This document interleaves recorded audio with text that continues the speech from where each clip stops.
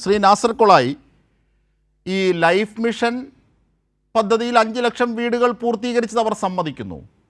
പക്ഷേ ഇനിയും വീടില്ലാത്തവരില്ലേ എന്ന ചോദ്യമാണ് അവർ ബാക്കിയാക്കുന്നത്. 3 ലക്ഷം പേർക്ക് തൊഴിൽ കൊടുത്തു, ശരിയാണ്. പക്ഷേ ഇനിയും തൊഴിലില്ലാത്തവർ ബാക്കിയില്ലേ, അവർ മുട്ടിലെഴിയുന്നുണ്ട് എന്നതാണ് കോൺഗ്രസിൻ്റെ പരിഭവം. സർക്കാരിൻ്റെയോ മുഖ്യമന്ത്രിയുടെയോ സർട്ടിഫിക്കറ്റ് വേണ്ട, അങ്ങനെ ഉണ്ടെങ്കിൽ അതാണ് അവർക്ക് അപമാനം. ഇതാണ് പ്രതിപക്ഷത്തിൻ്റെ ഒരു സ്റ്റൈൽ. സേനാപതി വേണുവിന്റെ ചർച്ച ഞാൻ കേൾക്കുകയായിരുന്നു. അപ്പൊ അതിൽ അദ്ദേഹം ആദ്യം പറഞ്ഞ വാചകം, കോൺഗ്രസിന്റെ ഏതോ ഒരു നേതാവ് പറഞ്ഞു നിങ്ങളുടെ സർട്ടിഫിക്കറ്റ് വേണ്ട, ആ സർട്ടിഫിക്കറ്റ് ഉണ്ടായാൽ ഞങ്ങള് മോശക്കാരാണ് എന്ന് തോന്നിപ്പോ. അത് EMS പറഞ്ഞ കാര്യമാണ്. മനോരമ അടക്കമുള്ള പത്രങ്ങൾ എന്നെ കുറിച്ച്, പാർട്ടിയെ കുറിച്ച് അല്ല, അതെ, C കേശവൻ പറയുന്നത് പോലെ EMS പറഞ്ഞതാണ് മനോരമ. നമ്മൾ അതിൽ തർക്കിക്കണ്ട, നിങ്ങളുടെ പ്രശ്നം തന്നെ അതാണ്. അതുകൊണ്ട് ഞാൻ ആ തർക്കത്തിലേക്കില്ല, നിങ്ങൾ പറയുന്നതിന് ഗണ്ണിക്കാനില്ല.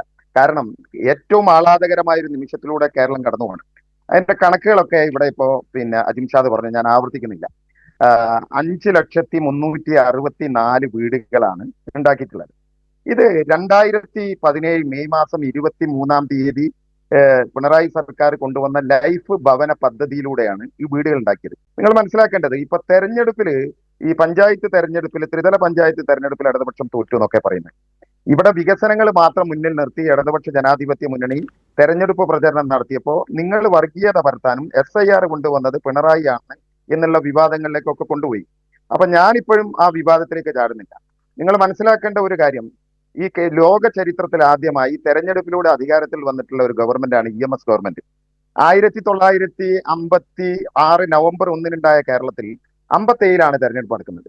സേനാപതി വേണു ശ്രദ്ധിച്ചിട്ടുണ്ടോ എന്ന് അറിഞ്ഞൂടാ. ഞാൻ വളരെ വൈകി മാത്രം കമ്മ്യൂണിസ്റ്റ് പാർട്ടിയിലേക്ക് വന്നിട്ടുള്ള ഒരു കക്ഷിയാണ്, കോൺഗ്രസ് രാഷ്ട്രീയത്തിൽ നിന്ന് വന്നത്. അതുകൊണ്ട് പഴയ കമ്മ്യൂണിസ്റ്റുകാരോട് ചോദിച്ച് പഠിച്ച ഒരു കണക്ക് പ്രകാരം 57 സഖാവ് EMS കേരളത്തിൽ അധികാരത്തിൽ വരുമ്പോൾ കേരളത്തിൽ എത്ര കമ്മ്യൂണിസ്റ്റുകാരുണ്ടാവും?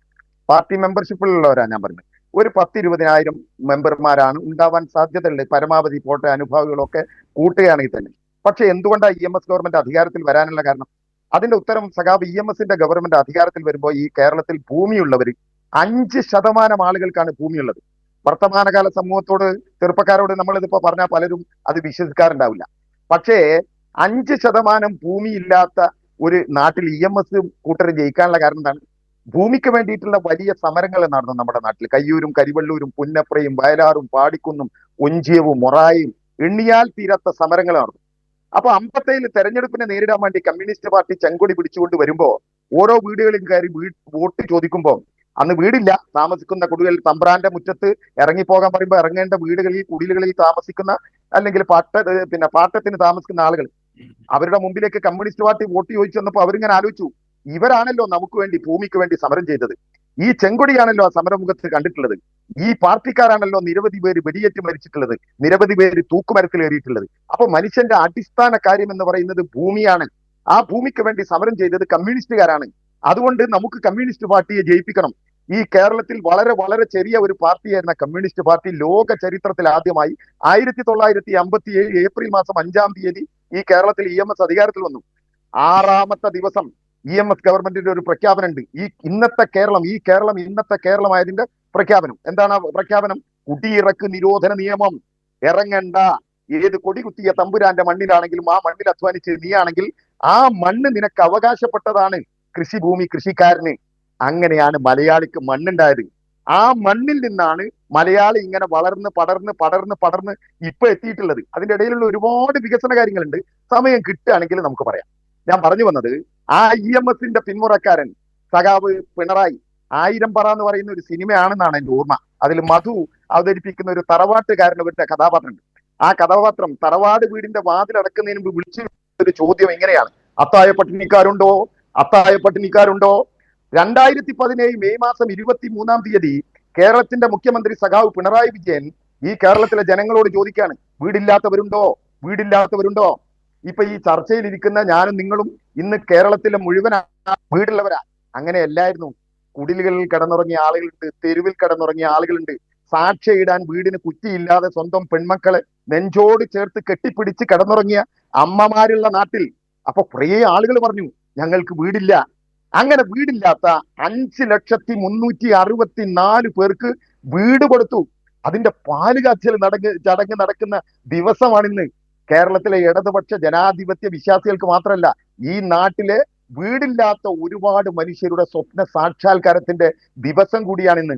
അതുപോലെ തന്നെ ഭൂമിയുണ്ട്, പട്ടയമില്ലാത്ത മനുഷ്യരുണ്ടായിരുന്നു, ഭൂമി ഇല്ലാത്തവരുണ്ടായിരുന്നു. ഇപ്പൊ ഇതിന് തന്നെ 2 ലക്ഷത്തോളം ഏക്കർ ഭൂമി പല ആളുകളും സംഭാവന നൽകിയ ഭൂമിയുണ്ട്. ഇപ്പൊ കേരളത്തിൽ ഭൂമിയുള്ള മനുഷ്യർക്ക് തന്നെ അതിൽ ക്രയവിക്രയം ചെയ്യാൻ കഴിയാൻ അധികാരമില്ലാത്ത, പട്ടയമില്ലാത്ത ഒരുപാട് മനുഷ്യരുണ്ടായിരുന്നു. അങ്ങനെയുള്ള 3 ലക്ഷം പേർക്ക് പട്ടയം കൊടുത്ത ഒരു ഗവൺമെന്റ് ആണ് നമ്മുടെ നാട് ഭരിച്ചുകൊണ്ടിരിക്കുന്ന പിണറായി ഗവൺമെന്റ്.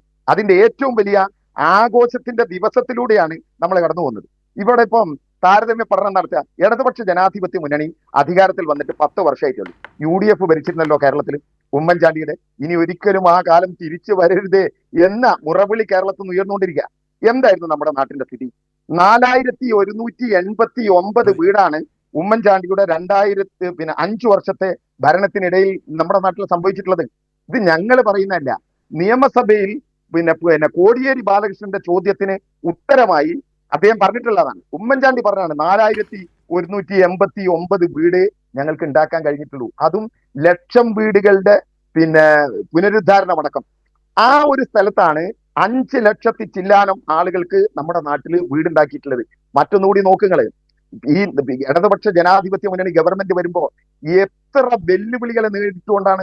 ഇപ്പൊ നമ്മുടെ സ്ക്രീനിൽ കാണുന്നത് ഫ്ളാറ്റുകളാണ്. നമ്മൾ ചർച്ച നടന്നുകൊണ്ടിരിക്കുമ്പോൾ കൈരളി ചാനലിന്റെ സ്ക്രീനിൽ കാണിച്ചുകൊണ്ടിരിക്കുന്നത് ഫ്ളാറ്റുകളാണ്. ഈ ഫ്ളാറ്റുകളുടെ തുടക്കം കുറിച്ചത് എവിടെ അറിയും? ഇടതുപക്ഷ മുന്നണി ഗവൺമെന്റ് അധികാരത്തിൽ വരുമ്പോൾ ഓർക്കുന്നില്ലേ, തിരുവനന്തപുരത്തിന്റെ, ആലപ്പുഴയുടെ, കൊല്ലത്തിന്റെ തീരത്ത് അറബിക്കടലിന്റെ തിരമാലകൾ തെങ്ങോളം ഉയരത്തിൽ വന്നപ്പോ തീരത്തെ നക്കി തുടച്ചു പോയപ്പോൾ 145 പേരുടെ മനുഷ്യ ജീവനാ കൊണ്ടുപോയത്. ആ 145 പേരിൽ 95 പേരുടെ മൃതശരീരം മാത്രമാണ് അറബിക്കടലിൽ തിരിച്ചു വന്നത്. 50 പേരുടെ മൃതശരീരം തിരിച്ചു വന്നില്ല. സാധാരണ 1 കൊല്ലം കാത്തിരിക്കണം. 1 മാസം കൊണ്ട് പ്രഖ്യാപിച്ചു, അവർ മരിച്ചതായി പ്രഖ്യാപിച്ചു. ഓരോ അംഗങ്ങൾക്കും 25 ലക്ഷം വെച്ച് നഷ്ടപരിഹാരം കൊടുത്തു. അവരുടെ കടൽ കൊണ്ടുപോയ വീടുകൾക്ക്, കുടിലുകൾക്ക് പകരം സ്വപ്നം കാണാൻ കഴിയാത്ത ഫ്ളാറ്റുകൾ ഇപ്പൊ അതാ കൈരളി ചാനലിന്റെ സ്ക്രീനിൽ കാണിച്ചുകൊണ്ടിരിക്കുന്ന ആ ഫ്ളാറ്റുകൾ, അതിന് പുനർഗേഹം എന്ന് പേരിട്ടു. അങ്ങനെ അവർക്ക് വീടുകൾ കൊടുത്തു. ഇങ്ങനെ നമ്മുടെ നാട്ടിൽ ദുരിതമുണ്ടായപ്പോൾ നമുക്കറിയാലോ, 2018 പ്രളയകാലം. ആ പ്രളയം എന്ന് പറഞ്ഞാൽ 2018-ലെയും 2019-ലെയും 2 പ്രളയകാലം ഇതിനു മുമ്പ് ഈ കേരളം കണ്ടിട്ടുണ്ടോ? പഴയ കാലത്തെ പ്രായമുള്ള ആളുകളൊക്കെ പറയും 99-ലെ വെള്ളപ്പൊക്കമാണ് കേരളം കണ്ട ഏറ്റവും വലിയ വെള്ളപ്പൊക്കം. ഞാനങ്ങനെ ആലോചിച്ചു, 1999 ഞാൻ ജീവിച്ചിരിപ്പുണ്ട്, പക്ഷെ ഞാൻ അങ്ങനെ ഒരു പ്രളയം കണ്ടില്ലല്ലോ. നോക്കുമ്പോൾ അത് മലയാള മാസം 99 എന്ന് പറഞ്ഞാൽ ഏകദേശം 1920-25 കാലഘട്ടത്തിലാണ്. അതിനുശേഷം ഈ കേരളം കണ്ട ഏറ്റവും വലിയ പ്രളയം ഉണ്ടായി 2018-19 നമ്മൾ അനുഭവിച്ചല്ലേ.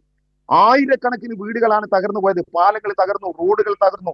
എല്ലാം തകർന്ന മനുഷ്യരുടെ മുമ്പിലേക്ക് വൈകുന്നേരം ചാനൽ മുറിയിൽ 6 മണിക്ക് കേരളത്തിലെ, ലോകത്തിലെ മലയാളികൾ കാത്തിരിക്കുകയാണ്.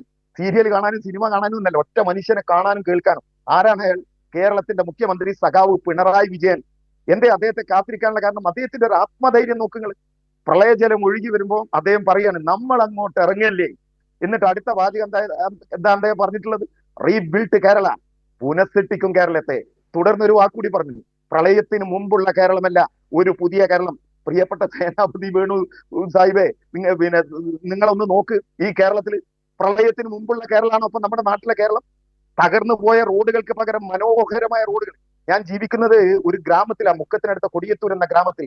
എന്റെ ഗ്രാമത്തിലെ റോഡുകൾ അടക്കം വെള്ള വരയിട്ട് 2 വരിയായ റോഡുകളായി മാറി. തകർന്ന പാലങ്ങൾക്ക് പകരം മനോഹരമായ പാലങ്ങൾ ഉണ്ടായി. തകർന്നു പോയ സ്കൂൾ കെട്ടിടങ്ങൾക്ക് പകരം പഞ്ചനക്ഷത്ര ഹോട്ടലുകളാണെന്ന് തോന്നിപ്പിക്കുന്ന അത്യാധുനിക സൗകര്യങ്ങളുള്ള ഡിജിറ്റൽ സംവിധാനം കുട്ടികൾക്ക് പഠിക്കാനുള്ള സ്കൂളുകൾ നമ്മുടെ നാട്ടിലുണ്ടായി. ഒരു ഡോക്ടറും ഒരു നേഴ്സും ഒരു ഡോക്ടറും ഉണ്ടായിരുന്ന ഉച്ചക്ക് 1 മണിക്ക് അടച്ചുപൂട്ടിപ്പോയിരുന്ന കുടുംബാരോഗ്യ കേന്ദ്രങ്ങള്, പ്രാഥമിക കുടുംബാരോഗ്യ കേന്ദ്രങ്ങള് ഇന്ന് മാറ്റി 3 ഡോക്ടർമാര്, 3 നേഴ്സുമാര് വൈകുന്നേരം 6 മണി വരെ പ്രവർത്തിക്കുന്ന രൂപത്തിൽ പ്രളയത്തിൽ തകർന്നു പോയ ഒരു നാട് ഈ നാട്ടിൽ പുനഃസൃഷ്ടിച്ചതാണ്.